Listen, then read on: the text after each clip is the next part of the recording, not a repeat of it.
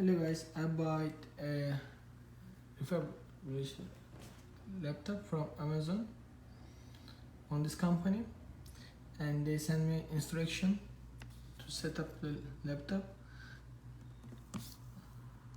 I'm going to enter the number right here and letters.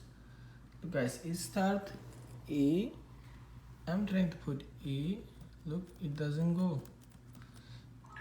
And some numbers works, some of them doesn't work, some later doesn't work, and they are telling us they send republish and check it laptop. Nothing works on here. So, and I needed emergency, so what should I do right now? I paid money and they get my money and they steal my money, not steal my money, pardon, but they steal my time.